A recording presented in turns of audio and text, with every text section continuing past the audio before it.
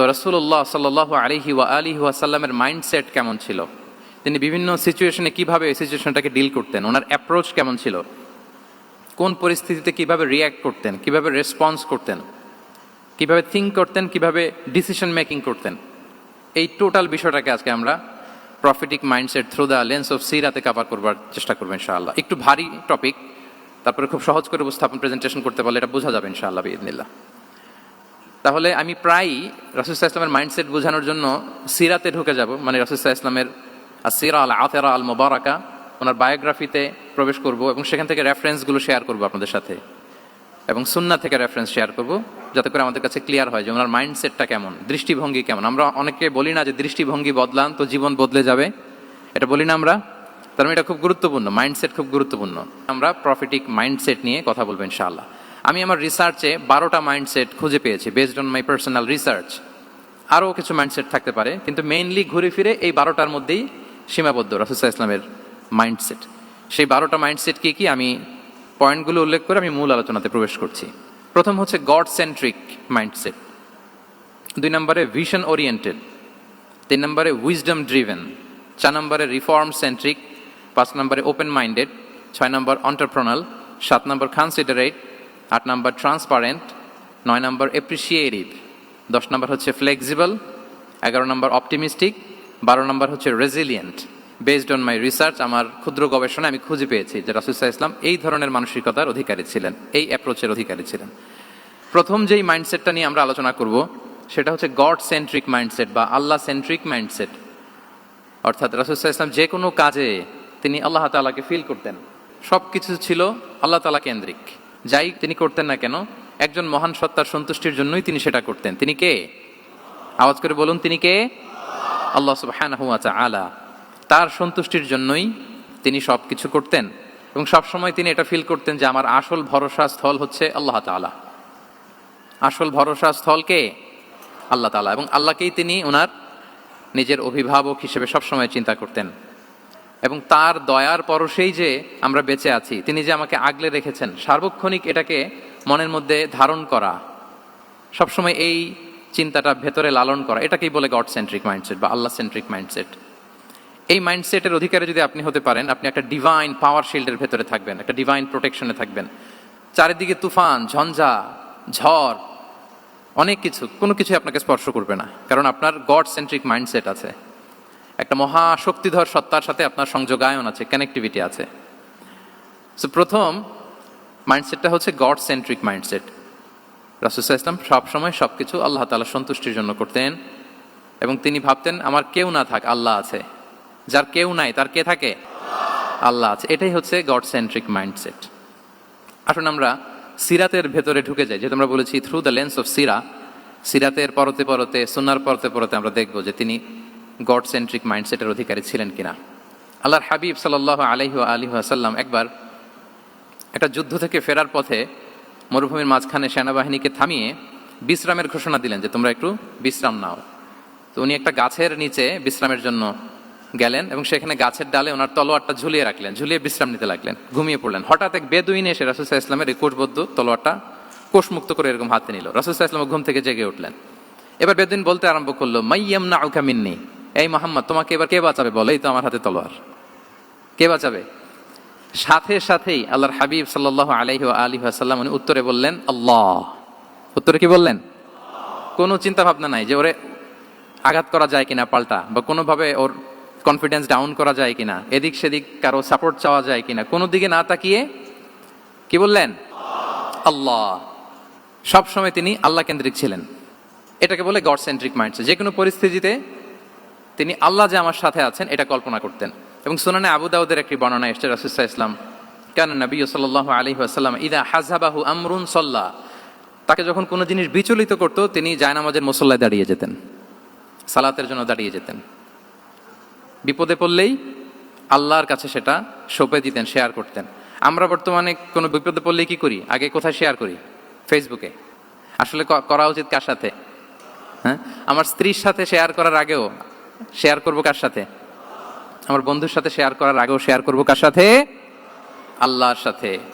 আমরা যদি হিজরতের ঘটনাটাকে একটু অ্যানালাইজ করি তাহলে দেখবো যে গারে সাউরে যখন আল্লাহ রাসূল সাল্লাল্লাহু আলাইহি ওয়াসাল্লাম এবং আবু বকর রাদিয়াল্লাহু তাআলা ওনারা আশ্রয় নিয়েছিলেন রাত্রিবেলায়, কুরাইশরা যখন খুঁজতেছিল, আবু বকর রাদিয়াল্লাহু তাআলা বলেন যে কুরাইশদের পা দেখা যাচ্ছে, ওরা যে হেঁটে যাচ্ছে, একটু উকি মারলেই আমাদেরকে দেখা যায়।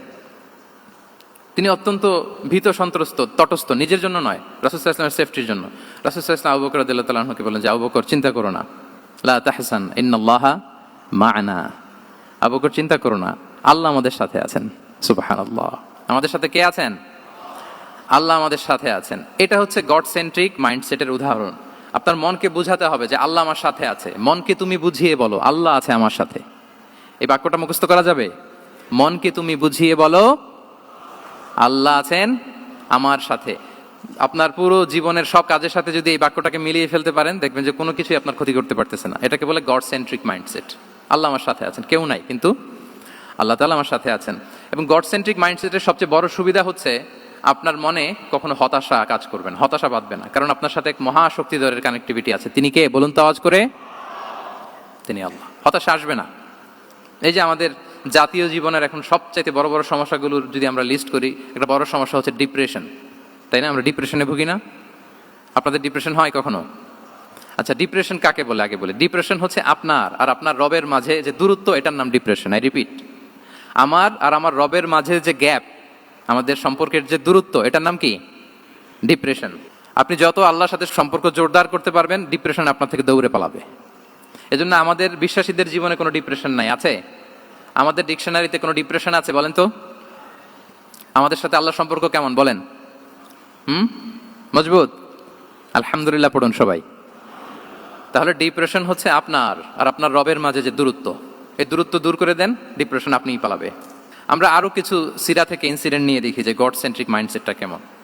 দ্বিতীয় হিজরিতে যে বদরের যুদ্ধ হলো, সে বদরের যুদ্ধে ইবনে মাসউদ রাদিয়াল্লাহু তাআলা আনহু তিনি বর্ণনা করেন যে আল্লাহ রাসূল সাল্লাল্লাহু আলাইহি ওয়াসাল্লাম আগামীকাল যুদ্ধ, এর আগের দিন রাতে তিনি হাত তুলে এরকম দোয়া করতেছিলেন। আমরা তো এইভাবে দোয়া করি। আল্লাহর হাবিব সাল্লাল্লাহু আলাইহি ওয়া আলিহি ওয়াসাল্লাম তিনি দোয়া করতে করতে ইমোশনালি হাত এরকম উঁচু করে, হাত্তা ইউরা বায়াদু ইবতাইহি, বগলে শুভ্রতা দেখা যাচ্ছিল, উনি দোয়া করতেছিলেন আল্লাহুম্মা আনজিজ লি মা ওয়া'আতানি, আল্লাহুম্মা আতিনি মা ওয়া'আতানি, আল্লাহ তুমি যে বিজয় দিবে বলে প্রতিশ্রুতি করেছিল, ওই বিজয় আমাদেরকে দাও, ওই ভিক্টরি আমাদেরকে দাও, দোয়া করছিলেন। সাইয়েদনা আলী রাদিয়াল্লাহু তাআলা আনহু উনি বর্ণনা করছেন যে বদরের যুদ্ধের আগের রাতে আমরা সবাই ঘুমোচ্ছিলাম, কিন্তু রাসূল সাল্লাল্লাহু আলাইহি ওয়াসাল্লামকে দেখলাম যে না, উনি হাত তুলে শুধু আল্লাহর কাছে কান্না করছেন, দোয়া করছেন। আবু বকর রাদিয়াল্লাহু তাআলা আনহু উনি বলেন যে আমি যে দেখলাম যে তিনি ফজর পর্যন্ত দোয়া চালিয়েই যাচ্ছিলেন, দোয়া চালিয়েই যাচ্ছিলেন, দোয়া কন্টিনিউ করছিলেন তিনি। এবং দোয়া করতে করতে রাসূল সাল্লাল্লাহু আলাইহি ওয়াসাল্লাম এতটাই ইমোশনাল হয়ে গেলেন যে ওনার গায়ের চাদরটা নিচে পড়ে গেল। আবু বকর রাদিয়াল্লাহু তাআলা আনহু যে বললেন ইয়া নবী আল্লাহ কাফাকা মুনাশাদাতুকা রাব্বাক ফাইন্নাহু সাইউনজিজু লাকা মা ওয়া'দাক, হে নবী যথেষ্ট, এনাফ ইজ এনাফ, অনেক হয়েছে নবী, আন্না, আর কাঁদতে হবে না, আপনার রব আপনাকে ভিক্টরি বা বিজয় দান করবে ইনশাআল্লাহ।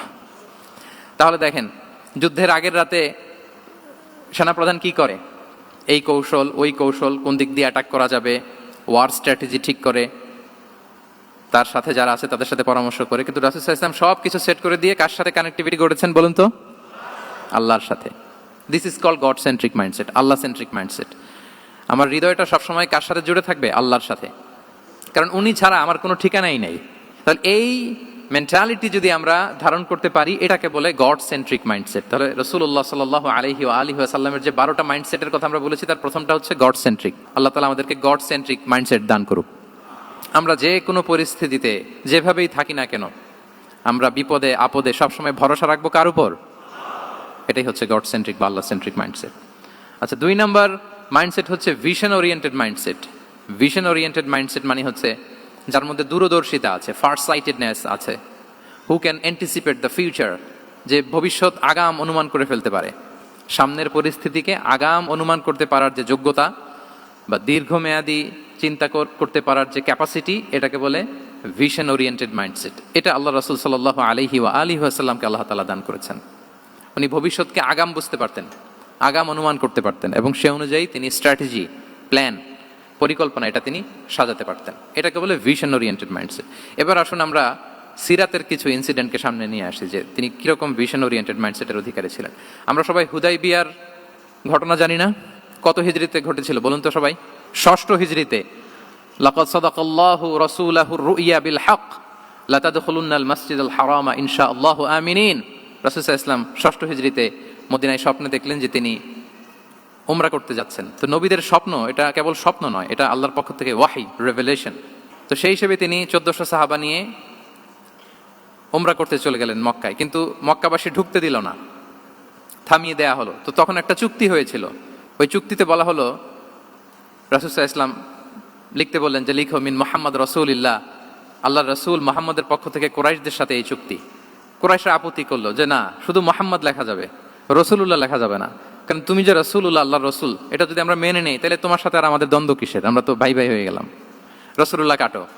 সাহাবারা কেউ রাজি হয় না, বিশেষ করে ওমরে ফারুক রাদিয়াল্লাহু তাআলা উনি রাজি হয় না, না না এটা কাটা যাবে না। রাসূল সাল্লাল্লাহু আলাইহি ওয়াসাল্লাম অনেক বলে কয়ে বুঝালেন যে না, দীর্ঘমেয়াদী চিন্তা করতে গেলে আমাদের এখন একটা শান্তি চুক্তির দরকার আছে, যাতে করে আমরা আমাদের গ্লোবাল নেভিগেশন সিস্টেম, দাওয়া সিস্টেমকে আরো স্ট্রং করতে পারি। অনেক বলে কয়ে রাসূলুল্লাহ কাটা হলো। এরপর তারা বলে চুক্তিতে লিখো যে এই বছর উমরা করতে দেয়া হবে না, এই বছর ফিরে যাবেন আপনারা সবাই। এটাও সাহাবারা রাজি হয় না, আল্লাহ রাসূল সাল্লাল্লাহু আলাইহি ওয়াসাল্লাম রাজি হলেন।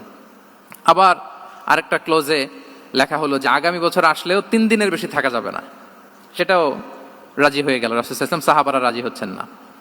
এরপর মক্কা থেকে কোনো লোক মদিনায় গেলে মদিনাবাসী তাকে রাখতে পারবে না, ফেরত দিতে হবে। কিন্তু মদিনা থেকে কোনো লোক মক্কায় আসলে মক্কাবাসী তাকে ফেরত দিতে বাধ্য থাকবে না। দেখেন, একটার পর একটা মুসলমানদের বিরুদ্ধে সব ক্লোজ যাচ্ছে, কোন সাহাবীরাই রাজি হচ্ছেন না, কিন্তু আল্লাহ রাসূল সাল্লাল্লাহু আলাইহি ওয়া আলিহি ওয়াসাল্লাম তিনি বললেন যে না, লিখো লিখো।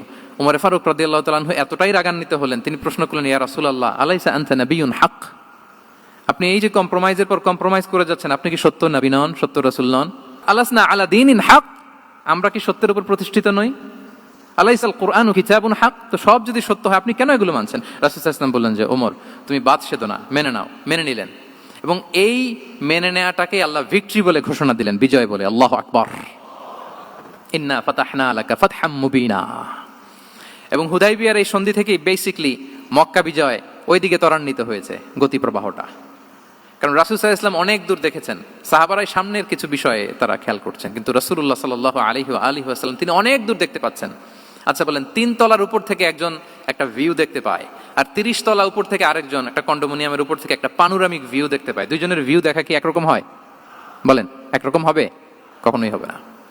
তাহলে 30 তলার উপর থেকে যিনি দেখবে তিনি একটা পানোরামিক ভিউ দেখবে, দ্য টোটাল সিনারিও তার কাছে ক্রিস্টাল ক্লিয়ার হবে, যেটা সাহাবা রিদওয়ানুল্লাহি তাআলা আলাইহিম আজমাইন ওনাদের কাছে ক্লিয়ার ছিল না। এবং ঠিকই এই যে এটা তো বেশি দিন স্থায়ীও হয়নি, 6ষ্ঠ হিজরি থেকে 8ম হিজরি, মাত্র 3 বছরের ব্যবধানে রাসূল সাল্লাল্লাহু আলাইহি ওয়াসাল্লাম যত রিজিওনাল সুপার পাওয়ার ছিল, ওয়ার্ল্ড সুপার পাওয়ার ছিল, পার্সিয়ান এম্পায়ার, তারপর Roman empire, Byzantine empire, Egyptian empire, সব এম্পায়ারদের কাছে চিঠি পাঠিয়েছেন, সালামুন আলা মান ইত্তাবা আল হুদা আসলিম তাসলাম। এবং ইসলামের এক্সপান্ড হয়েছে, ওনার গ্লোবাল নেভিগেশন সিস্টেম উনি চালু করেছেন। এর কারণ কি? উনি ছিলেন ভিশন ওরিয়েন্টেড মাইন্ডসেটের অধিকারী, দূরদর্শী, অনেক দূর দেখতে পেতেন, অনেক দূর তিনি দেখতে পেতেন, দীর্ঘমেয়াদী তিনি পরিকল্পনা করতে পারতেন। এটা হচ্ছে ভিশন ওরিয়েন্টেড মাইন্ডসেট যারা হয় তাদের ক্যারেক্টারিস্টিক্স বা ফিচার। আরো একটা উদাহরণ দেই, আপনারা কি বলতে পারেন আবিসিনিয়াতে নবুয়তি কত সালে সাহাবারা হিজরতে গিয়েছিল? বলতে পারবেন কেউ? হ্যাঁ, নবুয়তি কত সালে? 5ম সালে। হ্যাঁ, নবুয়তি 5ম বছর ওনারা আবিসিনিয়াতে, বর্তমানে যেটা ইথিওপিয়া বা ইরিত্রিয়া, সেখানে সাহাবারা হিজরতে গিয়েছিলেন। এবং আবিসিনিয়াতে এই যে হিজরতে গেল, তারা সবাই মিলে ফিরে এসেছিল মদিনায় কবে? এটা কি কেউ জানেন? আল্লাহু আকবার, মাশাআল্লাহ মাশাআল্লাহ। বসুন। খায়বার বিজয়ের দিন এসেছিলেন। আবিসিনিয়াতে যারা হিজরতে গিয়েছিলেন তারা মদিনায় ব্যাগ এন্ড ব্যাগেজ সবকিছু নিয়ে খায়বার বিজয়ের সময়, মানে 7ম হিজরিতে এসেছিলেন। তো রাসূল সাল্লাল্লাহু আলাইহি ওয়াসাল্লাম যখন মক্কা থেকে মদিনায় হিজরত করলেন, সব সাহাবারা মদিনায় চলে আসছেন। মদিনায় এখন একটা ইসলামিক সোসাইটি, ইসলামিক স্টেট। বদরের যুদ্ধে মুসলমানদের বিজয়, খন্দকে বিজয়, খন্দক তো 5মে, তারপরে ওনারা কেন আসে না বলেন তো? আসেনি। 7ম হিজরিতে এসেছেন, জাফর রাদিয়াল্লাহু তাআলা আনহুর নেতৃত্বে, সাইয়েদনা আলী রাদিয়াল্লাহু তাআলা আনহুর আপন ভাই, বড় ভাই, ওনার নেতৃত্বে যখন 7ম হিজরিতে ওখানে যাওয়ার 15 বছর পর যখন তারা সবাই ফিরলেন, রাসূল সাল্লাল্লাহু আলাইহি ওয়াসাল্লাম এত খুশি হলেন, তিনি বললেন, মা আদরি বিআইয়িহিমা আনা আফরাহ বিফাতহি খাইবার আও বিকুদুমি জাফর। আমি কোনটাতে বেশি খুশি আজকে আমি জানি না, খায়বার বিজয়ে বেশি খুশি না আমার ভাই জাফরকে পেয়ে বেশি খুশি। আল্লাহু আকবার, এত খুশি হয়েছিলেন। তো এখন এমনি তো মনে প্রশ্ন জাগে যে রাসূল সাল্লাল্লাহু আলাইহি ওয়াসাল্লাম যখন মদিনায় চলে আসলেন, কোরআনের আয়াতগুলো নাজিল হয়, সালাত ফরজ হলো, যাকাত আসলো, সব হলো, একটার পর একটা হচ্ছে, ইসলামিক স্টেট, তো ওনারাই কেন আবিসিনিয়াতে পড়ে আছেন? প্রশ্ন জাগে না? ওই সময় একটা ক্রাইসিস মোমেন্ট ছিল, তখন ওনারা গিয়েছিল আবিসিনিয়াতে, কিন্তু আসে না কেন? ওনারা এসেছেন 7ম হিজরিতে। এর কারণ আবিসিনিয়ায় কিছু মুসলিমদেরকে রেখে দেওয়া, এটা রাসূলুল্লাহ সাল্লাল্লাহু আলাইহি ওয়াসাল্লামের প্ল্যান বি ছিল। কি ছিল? Plan B. রাসূল সাল্লাল্লাহু আলাইহি ওয়াসাল্লাম অপেক্ষা করছিলেন যে মদিনাকে প্রথমে ইন্টারনাল যত থ্রেট আছে এগুলো থেকে মুক্ত করতে হবে, এরপরে মদিনাকে যত এক্সটার্নাল থ্রেট আছে এগুলো থেকে মুক্ত করতে হবে। সব যখন মুক্ত করে উনি দেখলেন যে না, মদিনা সেফ জোন, এখন আর আলাদা একটা বেজ, একটা এক্সট্রা সেফ জোন বা এডিশনাল বেজ আমার কোথাও দরকার নাই, তখনই তিনি লোক পাঠালেন যে যাও, জাফরের নেতৃত্বে আবিসিনিয়ায় যারা হিজরত করেছে তারা সবাই মদিনায় চলে আসো। সুবহানাল্লাহ বিহামদি। তাহলে একটা প্ল্যানে কাজ করতেন না, আমরা তো এরকম করি, একটাই প্ল্যান। প্ল্যান কয়টা? এটা যদি ওয়ার্ক না করে শেষ, আমু নাই সালাও নাই। কিন্তু রাসূলুল্লাহ সাল্লাল্লাহু আলাইহি ওয়া আলিহি ওয়াসাল্লামের প্ল্যান এ ছিল, প্ল্যান বি ছিল, প্ল্যান সি ছিল। প্ল্যান এ ওয়ার্ক না করলে প্ল্যান বি তে যেতেন, বি ওয়ার্ক না করলে সি তে যেতেন, এইভাবে তিনি কাজ করতেন। তাহলে এটা হচ্ছে বেসিকলি ভিশন ওরিয়েন্টেড মাইন্ডসেটের অধিকারী যারা, তারা এটা করে, যারা ফিউচারকে অ্যান্টিসিপেট করতে পারে, আগাম অনুভব করতে পারে যে কি হতে পারে সামনে। এই যে বাংলাদেশের বিভিন্ন প্ল্যান পরিকল্পনায় আমরা দেখা যায় যে এখান দিয়ে একটা ব্রিজ করে পরে ভাঙতে হয়, রাস্তা একটা তৈরির পরে ভাঙতে হয়, কোথায় এক টানেল হয়ে আছে প্রতি মাসে মাসে এখন লস হয়, তারপর 1 ঘন্টা বৃষ্টি হলে পুরো ঢাকা শহর এটা বন্যা হয়ে যায়। এগুলো হচ্ছে একাধিক প্ল্যান না থাকা, ভিশনারি অ্যাটিটিউডের অধিকারী না হওয়ার কারণে এই ঝামেলাগুলো আমাদের হচ্ছে। তো প্রফেটিক সিরার এই প্রফেটিক মাইন্ডসেট থেকে আমাদের নেয়ার বিষয় হচ্ছে এটা, যে আমাদেরকে ভিশনারি অ্যাটিটিউডের হতে হবে। রাসূল সাল্লাল্লাহু আলাইহি ওয়াসাল্লাম ভিশন ওরিয়েন্টেড মেন্টালিটির ছিলেন। আগাম, আজ থেকে 50 বছর পরে বাংলাদেশে কি ক্রাইসিস হতে পারে, আজ থেকে ঠিক 100 বছর পরে বাংলাদেশে কি হতে পারে, ওই রোড ম্যাপকে সামনে রেখে আমাদেরকে প্ল্যান করতে হবে। এটাকে বলে ভিশন ওরিয়েন্টেড মাইন্ডসেটের অধিকারী হওয়া। 3 নাম্বার হচ্ছে উইজডম ড্রিভেন মাইন্ডসেট। উইজডম মানে হচ্ছে প্রজ্ঞা। প্রজ্ঞা কি? জ্ঞান আর কমন সেন্স দুইটা একসাথে হইলে ওইটার প্রজ্ঞা বলে। When the knowledge and common sense join together, it reflects as wisdom. আপনার জ্ঞান এবং আপনার কমন সেন্স একসাথে হইলে ওইটা উইজডম হয়ে যায়। রাসূল সাল্লাল্লাহু আলাইহি ওয়াসাল্লাম ছিলেন প্রজ্ঞায় সমৃদ্ধ এক মননের অধিকারী। ওনার সব কিছুতেই প্রজ্ঞা ছিল। উইজডম ইন গিভিং অ্যাডভাইস, উপদেশ দেওয়ার সময় ছিল। উইজডম ইন পলিসি মেকিং এর সময় সেখানে প্রজ্ঞা ছিল। Wisdom in action strategic plan, কোনো স্ট্র্যাটেজিক প্ল্যানের ক্ষেত্রে প্রজ্ঞা ছিল। রাসূল সাল্লাল্লাহু আলাইহি ওয়াসাল্লাম একই প্রশ্নের উত্তর এক একজনকে এক একভাবে দিতেন। অনেক সাহাবারা জিজ্ঞেস করতেন যে রাসূলুল্লাহ একই প্রশ্ন, একে বললেন এইটা, ওরে বললেন ওইটা, ওরে বললেন আরেকটা, এটা কেন? তো রাসূল সাল্লাল্লাহু আলাইহি ওয়াসাল্লাম বললেন যে আমি জানি ওর কিসে ঘাটতি, আমি জানি ওর কি প্রয়োজন, আমি জানি ওকে কোন নাসিহাটা দিলে কাজ করবে, ফলে এক একজনকে আমি এক একভাবে ক্লারিফাই করেছি। আল্লাহু আকবার।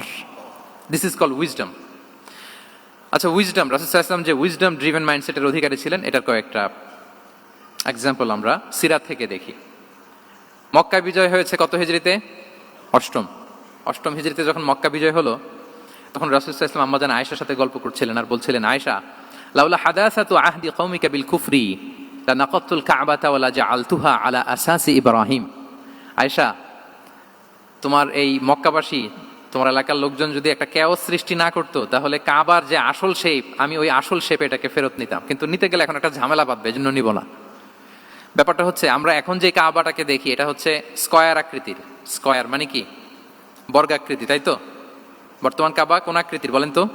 একটা বড় কিউবের সাইজ না? দূর থেকে দেখলে মনে হয় একটা বড় কিউবের সাইজ, কিউবের আকৃতি মানে স্কয়ার, চতুর্ভুজ।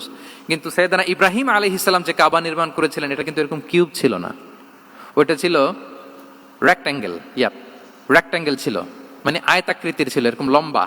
এই যে এই টেবিলটা যেরকম, টেবিলের যে শেপ এরকম ছিল, এরকম লম্বা কাবা ঘর ছিল আয়তাকৃতির। কিন্তু এখন এটা কমে স্কয়ার আকৃতির হয়ে গেছে। এর কারণটা কি? কাবা একবার ওখানে অগ্নিকাণ্ড ঘটার কারণে ধ্বংস হয়েছিল, ফলে কাবাকে আবার রিনোভেশন করা লেগেছিল, পুনর্নির্মাণ। তো কুরাইশরা সিদ্ধান্ত নিয়েছিল কাবা পুনর্নির্মাণে আমরা কোনো হারাম টাকা ইউজ করব না, যার কাছে যত হালাল টাকা আছে নিয়ে আসা হলো। কিন্তু হালাল টাকা যতটুকু জমা হয়েছে এটা দিয়ে পুরো কাবা নির্মাণ হয় না, অর্ধেক হয়। ফলে কাবা যে আয়তাকৃতির ছিল সেটা না হয়ে গেছে কি বলেন? বর্গাকৃতির, মানে স্কয়ার। ওই স্কয়ার কাবাই আজ পর্যন্ত রয়ে গেছে। কিন্তু ওই যে আয়তক্ষেত্রের যে শেপের মধ্যে যতটুকু জায়গা বাকি ছিল, ওইখানে দেখবেন একটা ক্রিসেন্টের মতো আছে, হেজরে ইসমাইল, হাতিমে কাবা বলে। ওইটার ভিতরে নামাজ পড়া আর কাবার ভিতরে নামাজ পড়া একই হুকুম। ওইটার ভিতরে নামাজ পড়া আর কাবার ভিতরে নামাজ পড়া কি একই হুকুম। ফলে ওই হাতিমের ভেতরে ফরজ সালাত আদায় হয় না, নফল সুন্নাত পড়া যায়। এমনকি কাবার ভেতরেও ফরজ সালাত আদায় করলে আদায় হবে না, কারণ নামাজের ফরজের মধ্যে একটা ফরজ হচ্ছে ইলা জিহাতিল কাবা, টু দ্য ডাইরেকশন অফ কেবলা, আপনার কেবলা মুখী হইতে হবে। না, আপনি তো কাবার ভিতরে ঢুকে গেছেন, এখন কাবা কোন দিকে? কাবা তো নাই, বের হইতে হবে, বের হয়ে কাবামুখী হলে সালাত হবে। I think you got the point. তো তাহলে রাসূল সাল্লাল্লাহু আলাইহি ওয়াসাল্লামের উইজডম বা প্রজ্ঞাটা এখানে দেখেন। আম্মা জান আয়েশা রাদিয়াল্লাহু তাআলা আনহাকে উনি বললেন যে, আয়েশা, মক্কা তো বিজয় হলো, মক্কার কন্ট্রোল তো এখন আমার হাতে, চাইলে আমি কাবাকে ভেঙে সেই ইব্রাহিম আলাইহিস সালামের যে বেইজ এরকম লম্বা করে শেপ দিতে পারি, কিন্তু দিব না, কেননা দিলে মক্কা একটা ক্যাওস হতে পারে। কি হতে পারে? কারণ তারা একেবারে ভেরি রিসেন্ট মুসলমান হয়েছে, তারা না বুঝেই বলবে যে সে আদি কাবা, মোহাম্মদ এই কাবার অপমান করেছে, কাবাকে ভুলুণ্ঠিত করেছে, সম্মানকে নষ্ট করেছে, এরকম একটা কোশ্চেন রাইজ করতে পারে। এই জন্য আমি করলাম না। সুবহানাল্লাহ। This is called wisdom. এটাকে কি বলে? প্রজ্ঞা। এটাকে প্রজ্ঞা বলে। তাহলে আপনার জ্ঞান এবং আপনার কমন সেন্স দুইটা যখন কানেক্ট করে তখন সেটা প্রজ্ঞা হয়। প্রজ্ঞার আরেকটা উদাহরণ যদি দেই সিরাত থেকে, রাসূল সাল্লাল্লাহু আলাইহি ওয়াসাল্লামের যে কনফ্লিক্ট রিজলভিং ক্যাপাসিটি ছিল, যখন কাবাকে পুনর্নির্মাণ করা হচ্ছে তখন হাজরে আসওয়াদকে বের করা লেগেছিল, এবং রিনোভেশন শেষে আবার হাজরে আসওয়াদকে তার জায়গা মতো, মানে ব্ল্যাক স্টোন যেটাতে চুমু দিলে মানুষের গুনাহ মাফ হয়ে যায়, হাজরে আসওয়াদ, চিনতে পেরেছেন না? ফলে অনেক বোনেরা যাদের জন্য হেজাব নিকাব মেনটেন করা হচ্ছে ফার্জ, পর্দার কোনো বালাই নাই, পুরুষের সাথে ধাক্কা ধাক্কি করে তার শরীর মিশে যাচ্ছে, গা মিশে যাচ্ছে, ধাক্কা ধাক্কি করে একটা সুন্নতের জন্য ফরজকে স্যাক্রিফাইস করে ফেলতেছে। মানে ফোকাস ঠিক নাই আর কি, কোথায় যে কোনটা করতে হবে ওইটাই ভুলে গেছে। তো এই হাজরে আসওয়াদ পাথরকে আবার জায়গা মতো রাখতে হবে। এখন কে রাখবে? এই নিয়ে মারামারি মক্কায়। বড় বড় চারটা গোত্র বলে, এই গোত্র বলে আমি রাখবো, এই গোত্র বলে আমি রাখবো, আরেক গোত্র বলে রক্তের গঙ্গা বইয়ে দেবো মক্কায়, কিন্তু এই সম্মান অন্যকে নিতে দিব না, কারণ ইটস ভেরি প্রেস্টিজিয়াস ইস্যু। যা আমাদের গোত্র এই ব্ল্যাক স্টোন হাজরে আসওয়াদকে নিয়ে জায়গা মতো রেখেছে, এটা কাউকে দিব না। তো সবাই যখন মারমুখী, তখন আল্লাহ রাসূল সাল্লাল্লাহু আলাইহি ওয়া আলিহি ওয়াসাল্লাম তিনি সমাধান দিলেন যে মারামারির দরকার নাই, একটা চাদর নিয়ে আসো। নিয়ে আসা হলো। 4 গোত্রের 4 লিডারকে বললেন চাদরের 4 কোণা ধরো। 4 জন 4 কোণা ধরলো। রাসূল সাল্লাল্লাহু আলাইহি ওয়াসাল্লাম তিনি পাথরটা নিয়ে মাঝখানে রাখলেন। এবার 4 নেতাকে বললো আসো, জাতীয় 4 নেতা চলে আসো, কাবার সামনে চলে আসলো। এরপরে আল্লাহ রাসূল সাল্লাল্লাহু আলাইহি ওয়াসাল্লাম ওনার মোবারক হাত দিয়ে, বরকতময় হাত দিয়ে হাজরা আসওয়াদকে নিয়ে নিজ হাতে রাখলেন। এবার সবাই হ্যাপি, কারণ অংশগ্রহণ করতে পারছে। আসলে সব মূল স্ট্যাটাস কিন্তু চলে গেছে রাসূলের দিকে, নাকি? ওরা তো এটা টাচও করতে পারেনি, পারছে? ওরা চাদর ধরেই হ্যাপি, কিন্তু পাথরটা ধরেছিল কে? রাসূল সাল্লাল্লাহু আলাইহি ওয়াসাল্লাম। চাদরে রেখেছিল কে? রাসূল সাল্লাল্লাহু আলাইহি ওয়াসাল্লাম। চাদর থেকে নিয়ে আবার কাবা ঘরে সেট করেছিল কে? রাসূলুল্লাহ সাল্লাল্লাহু আলাইহি ওয়া আলিহি ওয়াসাল্লাম। এভাবে উনি কনফ্লিক্ট রিজলভ করতেন থ্রু হিজ উইজডম, ওনার প্রজ্ঞার মধ্য দিয়ে। আমরা যদি তায়েফের ঘটনা দেখি, রক্তাক্ত হয়েছেন, পাহাড় রক্ষী ফেরেশতারা এসে বলেছে রাসূলুল্লাহ জাস্ট অর্ডার করেন, আমরা কোলাপস করব এমন ভাবে the entire Taif city will be collapsed, একেবারে স্ম্যাশ করে দিব, পাউডার হয়ে যাবে। রাসূল সাল্লাল্লাহু আলাইহি ওয়াসাল্লাম বললেন না, বাল আরজু আন ইউখরিজাল্লাহু মিন আসলাবিহিম মান ইয়াবুদুল্লাহ ওয়াহদাহ ওয়া লা ইউশরিকু বিহি শাইআ। তিনি বললেন না, ওদেরকে ধ্বংস করে দিও না, ওদেরকে ধ্বংস করলে লা ইলাহা পড়বে কে? সুবহানাল্লাহ। কি উইজডম ড্রিভেন ছিলেন উনি। উনি বলেন যে আমি আশা করি, প্রত্যাশা রাখি, দোয়া করি যে ওরা আমাকে প্রত্যাখ্যান করেছে, কিন্তু ওদের যে নেক্সট জেনারেশন ওরা সাক্ষী দেবে আশহাদু আল্লা ইলাহা ইল্লাল্লাহ ওয়া আশহাদু আন্না মুহাম্মাদার রাসূলুল্লাহ। এবং তাই হয়েছে। এখন তায়েফে যান, চারদিক থেকে আল্লাহু আকবার ধ্বনিতে মুখরিত তায়েফ, এবং এত চমৎকার শহর, এটা একটা টুরিস্ট ডেস্টিনেশন হয়ে গেছে। সৌদি আরবিয়াতে যারা যায়, তায়েফ না গেলে লোকদের ভালো লাগে না। ঠান্ডা, সবুজ শ্যামল, রেইনফল হয়, ফলমূল পাওয়া যায়। আব্দুল্লাহ ইবনে আব্বাস রাদিয়াল্লাহু তাআলা আনহুর স্মৃতিধন্য মসজিদ আছে, অনেকগুলো ইউনিভার্সিটি আছে, ইসলামিক ইনস্টিটিউশন আছে। এই যে নয়নাভিরাম তায়েফ, এটা রাসূল সাল্লাল্লাহু আলাইহি ওয়াসাল্লামের উইজডমের ফসল। ওই দিন যদি রাগের চোটে বলতো যে হ্যাঁ দাও, স্ম্যাশ করে দাও, তাইলে এই যে যারা শাহাদা পড়েছে, মুসলিম হয়েছে, এটা কিন্তু হতো না। তাহলে এটা হচ্ছে রাসূল সাল্লাল্লাহু আলাইহি ওয়াসাল্লামের প্রজ্ঞার একটা উদাহরণ। আর একটা উদাহরণে যাই।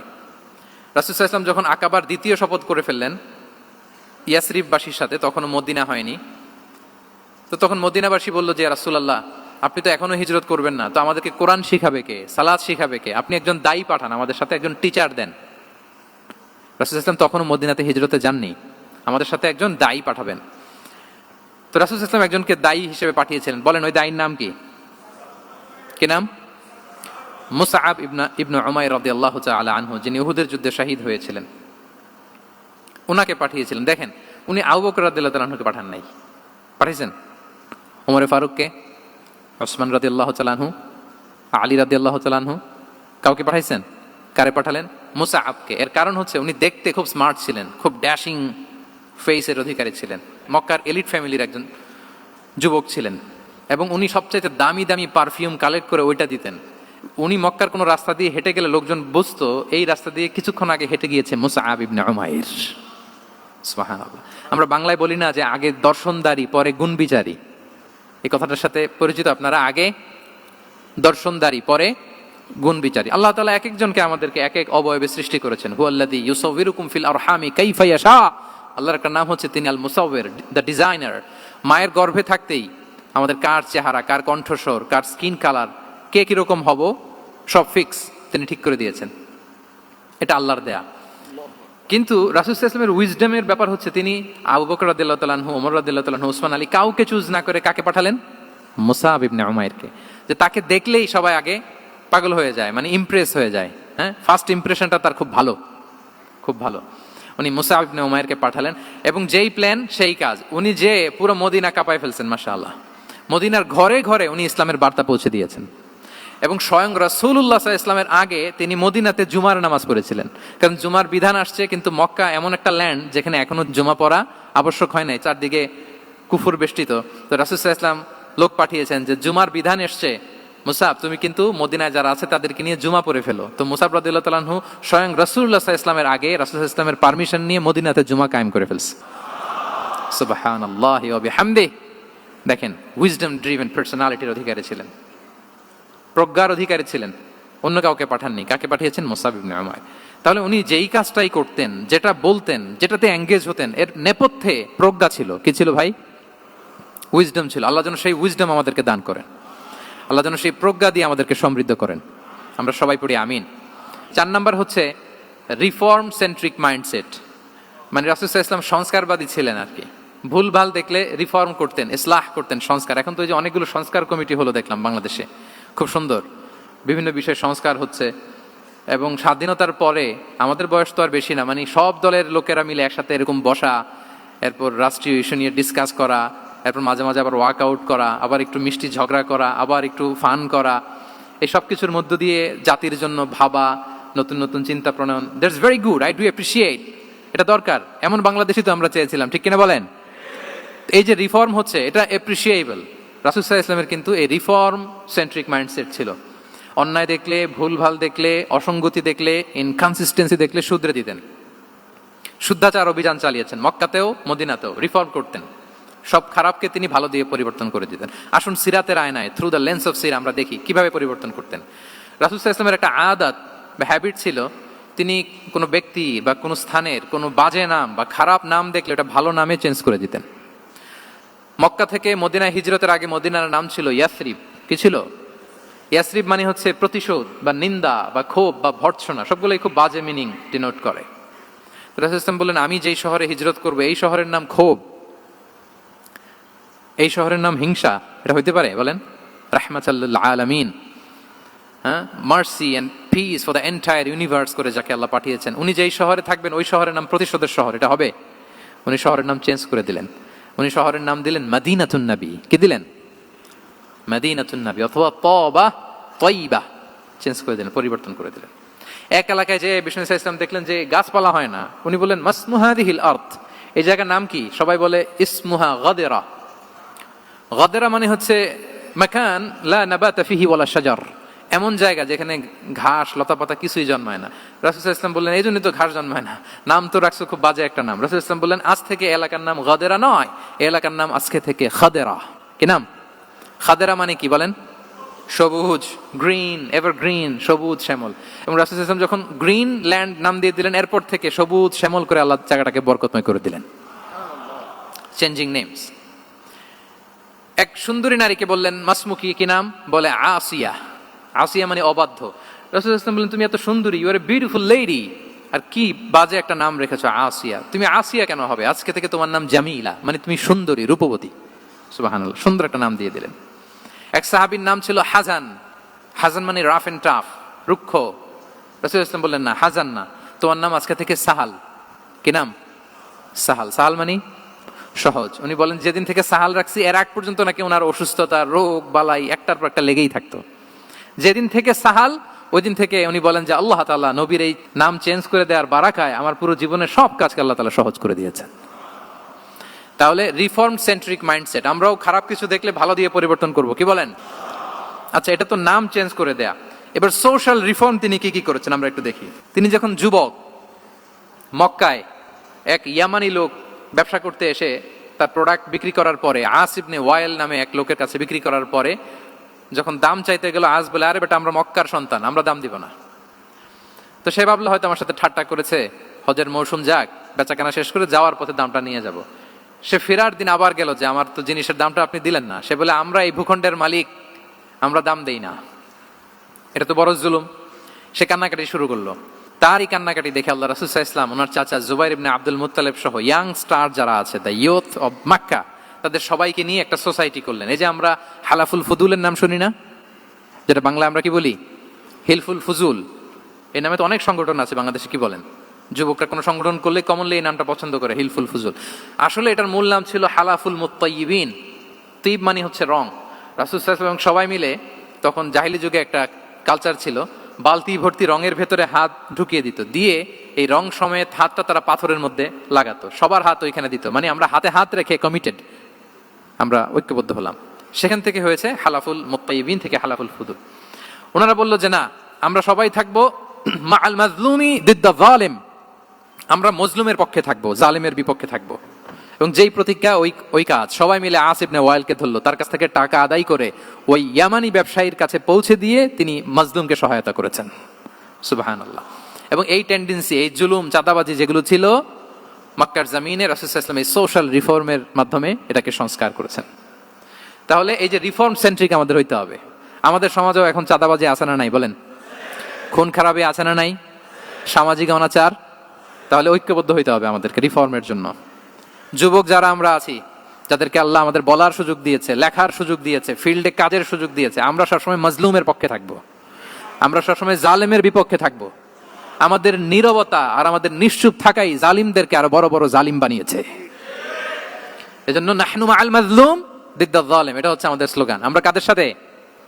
মজলুমের সাথে। আওয়াজ করে বলেন, কার সাথে? ইত্তাকু দাওয়াতাল মাজলুম। রাসূল সাল্লাল্লাহু আলাইহি ওয়াসাল্লাম বলেন, তোমরা মাজলুমের কান্নাকে ভয় করো, কেননা মাজলুমের কান্না আর আল্লাহর মাঝে কোনো ফারাক থাকে না, কোনো পর্দা থাকে না, বদদোয়া করলেই কবুল হয়ে যায়। তাহলে এভাবে রাসূলুল্লাহ সাল্লাল্লাহু আলাইহি ওয়া আলিহি ওয়াসাল্লাম তিনি সোশ্যাল রিফর্ম করেছেন।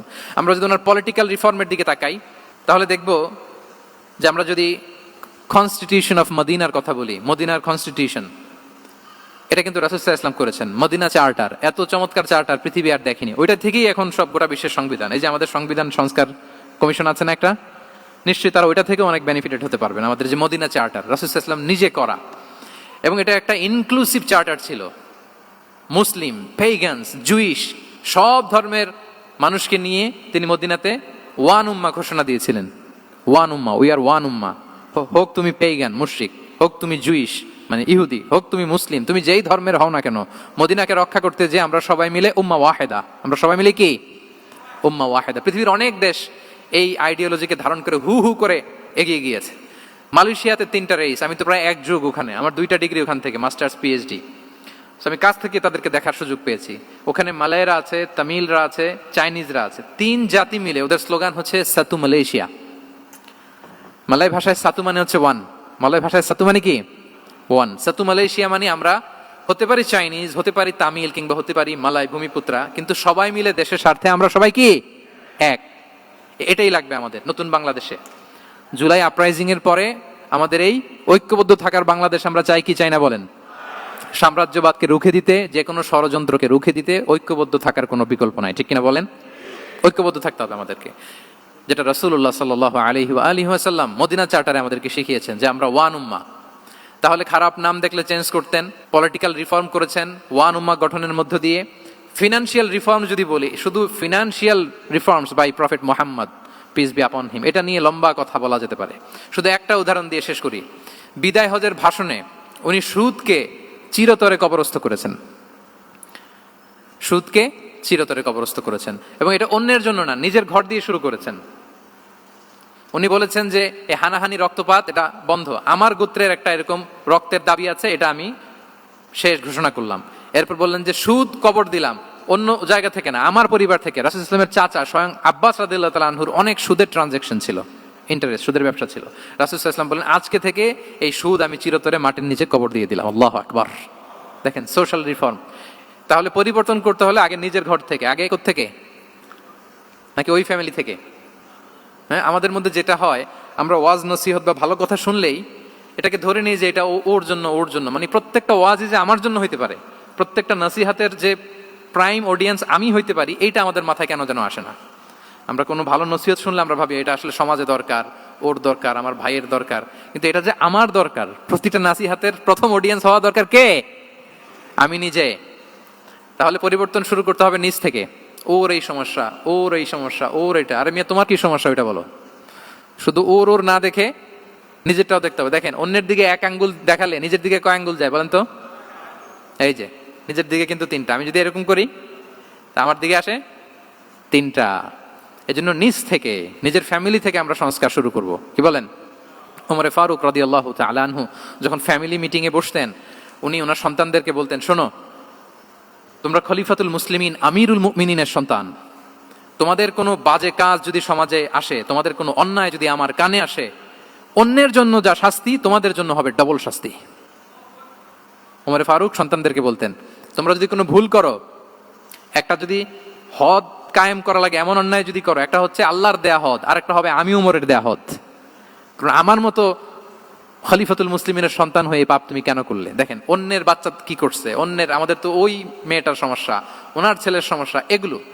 আমার ছেলের যে কি অবস্থা, আমার পরিবারের যে কি হালাত, আমার স্ত্রীর যে কি দশা, ওইটা নিয়ে আমরা ভ্রুক্ষেপ করি না বা চিন্তা করি না। তাহলে সম্মানিত সুধীমণ্ডলী, আমরা পরিবর্তন শুরু করবো কোত্থেকে? অন্যের বাড়িঘর থেকে নাকি? হ্যাঁ, কোত্থেকে? নিজ থেকে। আল্লাহ তাআলা আমাদেরকে তৌফিক দান করুক। 5 নম্বরে হচ্ছে ওপেন মাইন্ডেড। আমার প্রিয় নবী বলেন, ওপেন মাইন্ডেড ছিলেন না ন্যারো মাইন্ডেড? সবাই বলবেন, গ্যালারির সবাই আওয়াজ করে, তিনি ওপেন মাইন্ডেড না ন্যারো মাইন্ডেড ছিলেন? রাসূলুল্লাহ সাল্লাল্লাহু আলাইহি ওয়া আলিহি ওয়াসাল্লাম ওপেন মাইন্ডেড ছিলেন। যে কেউ ওনাকে অ্যাপ্রোচ করতেন পারতেন easily. He was very approachable. ছোট বড় আবাল বৃদ্ধ বনিতা ওনার সাথে কথা বলতে স্বাচ্ছন্দ্য বোধ করতো, ভয় পেত না। এজন্য সিরাতের পরতে পরতে দেখবেন এক শিশু এসে প্রশ্ন করে, নারী এসে প্রশ্ন করে, বৃদ্ধ এসে প্রশ্ন করে, বন্ধু এসে প্রশ্ন করে, শত্রু এসে কনভারসেশন করে, সবাই এসে ওনার সাথে কথা বলতে পারতো। সুবহানাল্লাহ। এবং এগুলো উনি অ্যাকোমোডেট করতে পারতেন। কি করতে পারতেন? অ্যাকোমোডেট করতেন। ছোট একটা উদাহরণ দেই, আসির আল হালাবিয়া থেকে নেয়া একটা বিখ্যাত সিরাতের গ্রন্থ। বদরের যুদ্ধে রাসূল সাল্লাল্লাহু আলাইহি ওয়াসাল্লাম বদরের মাঠে সেনা ক্যাম্প স্থাপন করলেন। কি ক্যাম্প? সেনা ক্যাম্প স্থাপন করলেন। আল হুবাব ইবনুল মুনজির রাদিয়াল্লাহু তাআলা আনহু এক সাহাবী, উনি বললেন, ইয়া রাসূলুল্লাহ, এই যে সেনা শিবির যে এখানে স্থাপন করলেন, এটা কি আপনার নিজের ইচ্ছায় না আল্লাহর আদেশে? দেখেন, সেনাপতিরে কোনো সাধারণ সৈনিক এই প্রশ্ন করতে পারে? করলে চাকরি থাকবে? কিন্তু রাসূল সাল্লাল্লাহু আলাইহি ওয়াসাল্লামের কাছে সাহস নিয়ে আল হুবাব ইবনুল মুনজির বলে, ইয়া রাসূলুল্লাহ, এই যে সেনা শিবির স্থাপন করলেন, এটা কি আপনার ইচ্ছায় নাকি এটা ওয়াহী? রাসূল সাল্লাল্লাহু আলাইহি ওয়াসাল্লাম বললেন, না, এটা ওয়াহী না, এটা ওয়াহী না, বাল হুয়া রায়ু ওয়াল হারবু ওয়াল মাকিদা, না, এটা যুদ্ধের কৌশল হিসেবে আমি করেছি। আল হুবাব ইবনুল মুনজির বললেন, ইয়া রাসূলুল্লাহ, তাহলে সঠিক জায়গায় সেনা ক্যাম্প স্থাপন হয় নাই। রাসূলের দিকে তাকিয়ে বলতেছেন যে আপনি যেখানে করছেন ওখানে ঠিক হয় না ইয়া রাসূলুল্লাহ, আপনি অভয় দিলে আমি বলতে পারি কোথায় ঠিক হবে। রাসূল সাল্লাল্লাহু আলাইহি ওয়াসাল্লাম বললেন, তাই? আমি যেটা করছি এটা ঠিক হয় নাই, তাহলে কোনটা ঠিক বলো? উনি বললেন, ওই যে বদরে একটা কুয়া আছে যেখানে পানির ব্যবস্থা আছে, ওইটার সামনে ব্যারিকেড দিয়ে আমাদের শিবির করতে হবে। তাহলে আমরা বদরের কুয়া থেকে পানি খাইতে পারবো, সারাদিন পানি খাবো, আর কাফিররা যুদ্ধে তো মারা যাবে, পানির অভাবে মারা যাবে। সুবহানাল্লাহ পড়বেন না? রাসূল সাল্লাল্লাহু আলাইহি ওয়াসাল্লাম বললেন, আরে তাই তো, তুমি তো ঠিকই বলেছো, এভাবে তো আমি ভেবে দেখিনি। আবার তিনি অ্যানাউন্স করে দিলেন যে সেনা শিবির এখানে যেই তাবু টাঙানো হয়েছে এখান থেকে মুভ করে আল হুবাব যেখানে ইন্ডিকেট করেছে ঠিক ওই জায়গায় যে শিবির স্থাপন করো। তাহলে আওয়াজ করে বলুন, ওপেন মাইন্ডেড না ন্যারো মাইন্ডেড? আমরা অনেক সময় আমাদের অধীনস্থদের কথা শুনতে চাই না। অনেক সময় অধীনস্থদের মাথা থেকেও দারুণ দারুণ দুর্দান্ত আইডিয়া চলে আসতে পারে। ইগনোর করবেন না সব সময়, আপনি দেখবেন যে তার কাছ থেকে ভালো আইডিয়া এসছে কিনা। তাহলে রাসূল সাল্লাল্লাহু আলাইহি ওয়াসাল্লাম এটাকে ইগনোর না করে অ্যাকোমোডেট করলেন। সুবহানাল্লাহ। খন্দক যুদ্ধের কথা যদি দেখি, পরীক্ষা খননের অ্যাডভাইস কে দিয়েছিল? মক্কার কোন লোক? মদিনার? কে দিয়েছিল? সালমান আল ফারিসি। বাড়ি কোথায়? ইরান, পারস্য। হি ওয়াজ পার্সিয়ান বেসিক্যালি। তাহলে দেখেন, সেই পারস্য থেকে এসে বললেন যে এখানে পরীক্ষা খনন করলে ভালো হয়। 5.5 কিলোমিটার পরীক্ষা খনন করে ফেললেন। 4.5 মিটার প্রশস্ত, 3.5 মিটার হচ্ছে এটার ডেপথ। পুরো মদিনার সবাই মিলে এটা করে ফেললেন। তার মানে আমি সব বুঝি, আমি সব জানি, এই মেন্টালিটি থেকে আমাদের বেড়ে আসতে হবে। এটা হচ্ছে একটা ন্যারো মাইন্ডেড পার্সোনালিটির অধিকারী, যে আমি যেটা বলছি ওইটা, এটার পরে কোনো কথা নেই, এটা ভুল। বরং আমার টিমের মধ্যে থেকে যদি কোনো ভালো অপিনিয়ন আসে সেটা আমি রিভাইজ করব। কি বলেন, পারা যাবে না? তাহলে ওপেন মাইন্ডেড পার্সোনালিটি ছিলেন রাসূলুল্লাহ সাল্লাল্লাহু আলাইহি ওয়াসাল্লাম। 6 নম্বর মাইন্ডসেট হচ্ছে অন্টারপ্রেনাল মাইন্ডসেট। অন্টারপ্রেনাল, এখন তো এটা আপনারা সবাই খুব বেশি শোনেন, অন্টারপ্রেনারশিপ, অন্টারপ্রেনাল। অন্টারপ্রেনাল মাইন্ডসেট আসলে অনেক কিছুর সমন্বয় হয়। এক নম্বর, যার প্রোঅ্যাক্টিভ অ্যাটিটিউড যাদের থাকে, solution focused, not problem focused. Problem সৃষ্টি হলে ওইদিকে ফোকাস না করে কিভাবে সলিউশন করা যায় ওইদিকে ফোকাস করতেন। এরপর যে হিউম্যান রিসোর্সের ভালো ম্যানেজ করতে পারে, রিসোর্স কম কিন্তু to take the best out of this resource. অনেকে দেখবেন যে ছোট্ট জিনিসকে অর্গানাইজ করে এত সুন্দর প্রেজেন্টেশন করে, আবার অনেকের অনেক আছে কিন্তু সেটাকে প্রেজেন্ট করতে পারে না, এরকম আছে না? নাই? রাসূল সাল্লাল্লাহু আলাইহি ওয়াসাল্লাম অল্প রিসোর্স দিয়ে অনেক বড় কিছু অ্যারেঞ্জ করতে পারতেন, সুবহানাল্লাহ। এবং he was a very good talent hunter. রাসূল সাল্লাল্লাহু আলাইহি ওয়াসাল্লাম একজন চৌকস ট্যালেন্ট হান্টার ছিলেন। He was a very good observer. সাহাবীদের কার কি ট্যালেন্ট এটা তিনি নোট করতেন। যার যে দক্ষতা, তাকে তার ওই দক্ষতা দিয়ে ইসলামের সেবা করতে উৎসাহ দিতেন। যখনই কোনো প্রতিভাবান সাহাবীকে তিনি দেখেছেন, তিনি ইসলামের জন্য সেই প্রতিভাকে কাজে লাগানোর চেষ্টা করেছেন। একজনকে দিয়ে সবটা করেননি। আমাদের সমাজে এই একটা ভুল ধারণা আছে, আমরা অনেকে একজনের কাছ থেকে সব কামনা করি। একজন সব করতে পারে না, পারে? যারা পারেও কোনোটাই ভালোভাবে পারে না, সব পারে একটু একটু পারে। তো রাসূল সাল্লাল্লাহু আলাইহি ওয়াসাল্লাম ট্যালেন্ট হান্টার ছিলেন, যার যেখানে ট্যালেন্ট তাকে ওই কাজে লাগাতেন। বলেন তো, খালিদ বিন ওয়ালিদ রাদিয়াল্লাহু তাআলা আনহুকে আল্লাহ রাসূল সাল্লাল্লাহু আলাইহি ওয়াসাল্লাম কি কাজে লাগিয়েছিলেন?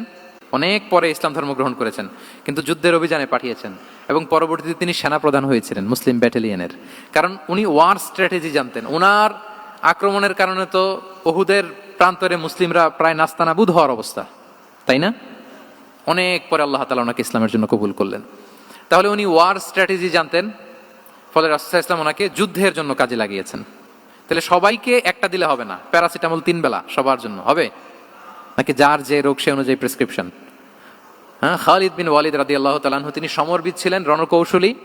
ওনাকে বানিয়েছেন সেনাপ্রধান। আওয়াজ করে বলুন, কি প্রধান?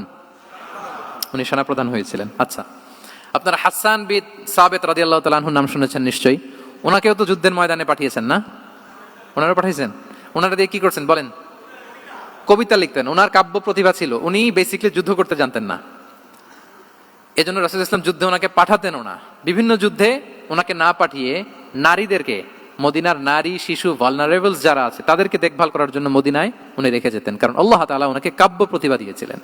ওনার এক এক কবিতা পড়লে গায়ের লোম খাড়া হয়ে যায়, you will have goose bumps, literally আপনার গায়ের পশম দাঁড়িয়ে যাবে। এবং উনি ওনার কবিতা দিয়ে মুসলিমদেরকে, সাহাবীদেরকে উজ্জীবিত করতেন। মসজিদে নববীতে আল্লাহ রাসূল সাল্লাল্লাহু আলাইহি ওয়াসাল্লাম ওনার মিম্বারের পাশে শুধু হাসান বিন সাবিত রাদিয়াল্লাহু তাআলা আনহুর জন্য আলাদা একটা মিম্বার বানিয়েছিলেন, যে হাসান তুমি ওখানে উঠে কবিতা লিখে আমার সাহাবাদেরকে উজ্জীবিত করবে জিহাদের জন্য। আল্লাহু আকবার। তাহলে একজনকে সেনাপ্রধান, আরেকজনকে জাতীয় কবি, আরেকজনকে হাসান বিন সাবিত রাদিয়াল্লাহু তাআলা আনহুকে কি বানালেন? জাতীয় কবি বানালেন।